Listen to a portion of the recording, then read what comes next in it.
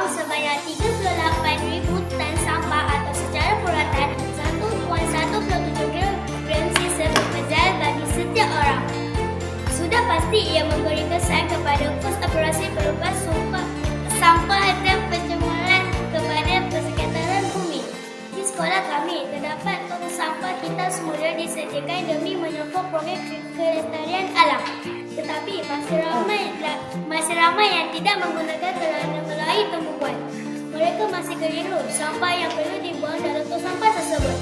Sebagai kanak-kanak, kami sedang mempelajari lebih bermakna melalui permainan. Oleh itu, satu permainan berkaitan dengan kita semula dibangunkan iaitu The Eco Champion Ecology Redemption.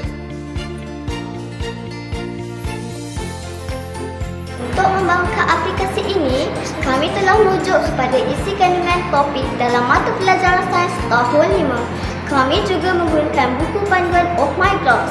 Permainan ini menggunakan aplikasi Scratch berkonsepkan Drop and Catch. Terdapat 3 fasa untuk membangunkan aplikasi permainan ini. Pada fasa permulaan, kami berbincang tentang storyboard permainan serta elemen-elemen dalam permainan dan menghasilkan field record. Pada fasa pembangunan, kami menggunakan aplikasi Scratch dengan menyusun blok-blok berwarna. Kami juga melakukan proses uji lari. Pada fasa akhir, kami melakukan sewa luas kepada rakan-rakan serta menyertai pertandingan inovasi.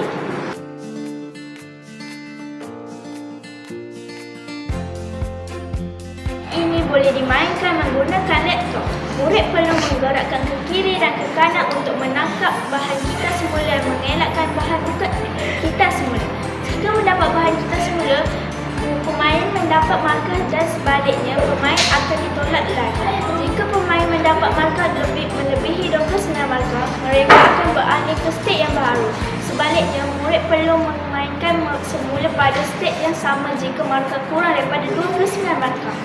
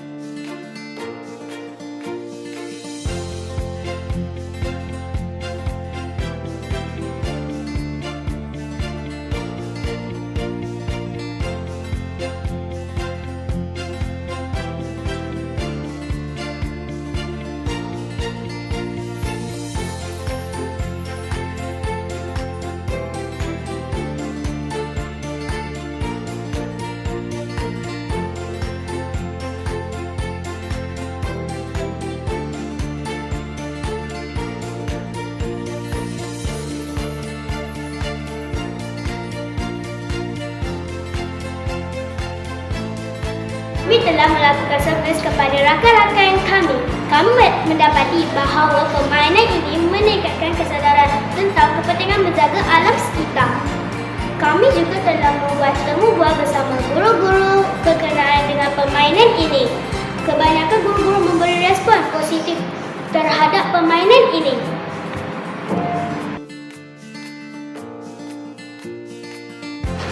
Melalui permainan ini, kami mempelajari tentang kesedaran menjaga alam sekitar.